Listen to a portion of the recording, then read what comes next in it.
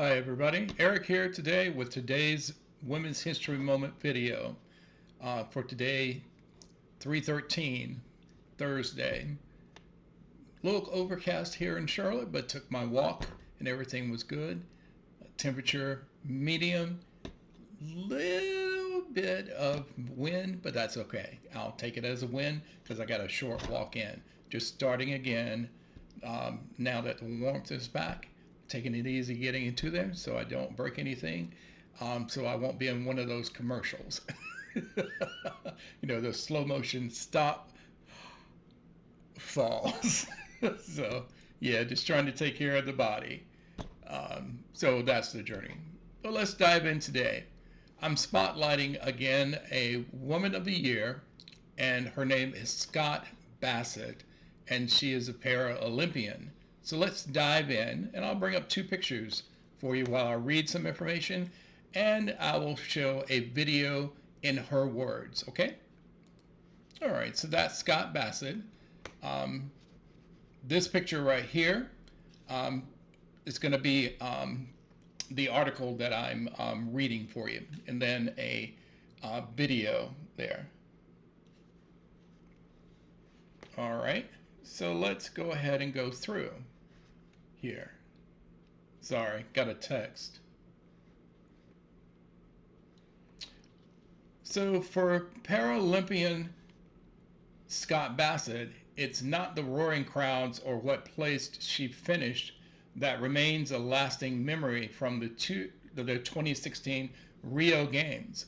Rather, it's the moments before the 100-meter race in a Brazilian stadium as she approached the starting line, feeling overwhelmed by how far she'd come from maneuvering around a Chinese orphanage as a little girl with a makeshift leg. Tears streamed down Bassett's face. Quote, "In that moment, I thought about my entire life journey and my entire story, and how improbable it is," she says, unquote. Quote, it wasn't tears of sadness, but of the incredible gratitude of, oh my gosh, we've done it, we've made it, and how unlikely the story has been. Continuing, the Paralympic athlete had unthinkable and unspeakable experiences early in life, and her childhood was spent in part navigating her disability alone. She had no role model or mentor who looked like her.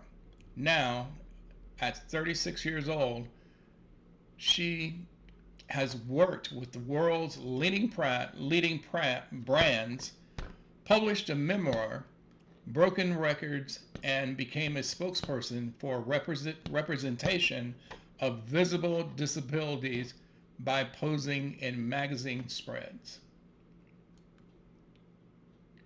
If I had seen someone like me as a young girl going through what I went through, I would have felt far less alone in my journey, she says, adding that she hopes some young girls going to see these photos and think, okay, I have a future, I'm going to be okay.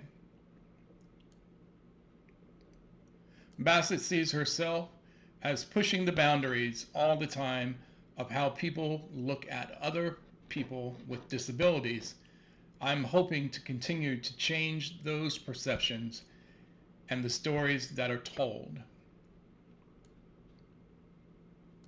Born in Nanjing in eastern China, Bassett had her right leg amputated as a toddler due to injuries from a chemical fire.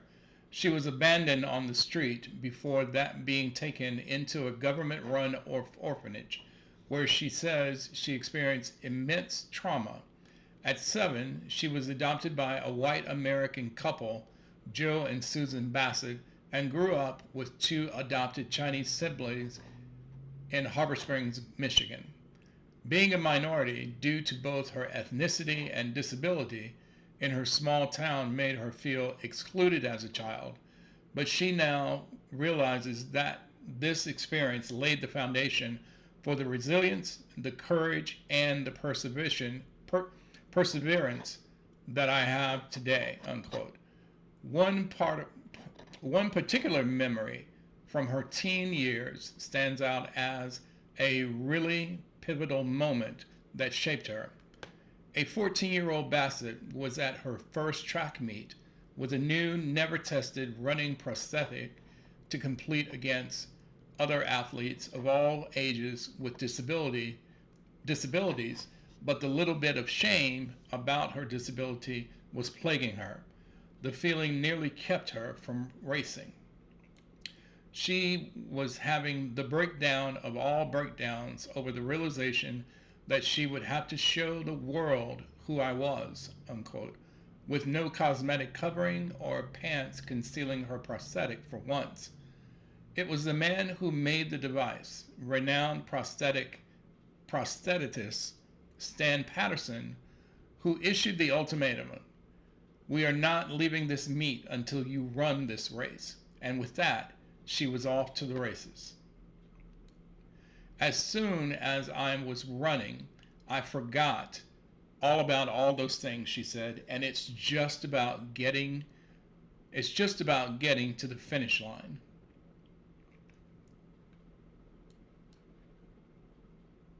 All right, hang on. This always happens when I'm doing a video. Computer just froze up. All right, there we go. Since that day, Bassett has pushed herself to new heights around the world. She's a sprinter and a triathlete, setting records in the 400 meter, a world record for women's T42, which is Bassett's classification, and 200 meter in the US. She's also medaled in championships for the World Para-Athletics and World Triathlon. But those are the Instagram-worthy highlights.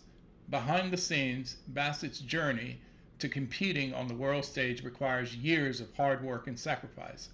After quitting her job to train full-time for her track and field career, the UCLA graduate struggled to get the super expensive equipment she needed, turning to nonprofits and grants to help her raise funds, $1,000 at a time. A year before the Rio Paralympics, she was living out of my car, on friends' couches, spare rooms, while training in San Diego. She didn't have a single commercial sponsor. Getting to Rio involved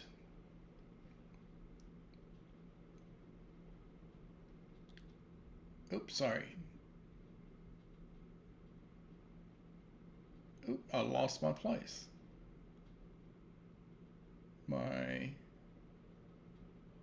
There we go. My mouse cursor jumped. Getting to Rio involved a whole army of people, Bassett said, including Patterson, her San Diego coach, U.S. Olympic medalist Tony Campbell, and her agency. Bassett credits her success to the people who saw something in me that I didn't always see in myself. She ultimately didn't medal in either the 100-meter sprint or long jump, but she's not sweating that. Instead, she focuses on the many miracles along the way that had to have happen for all of it to come to this moment. All right, so now I'm going to bring up the video, and you can hear some of this information and other in Scout's own words.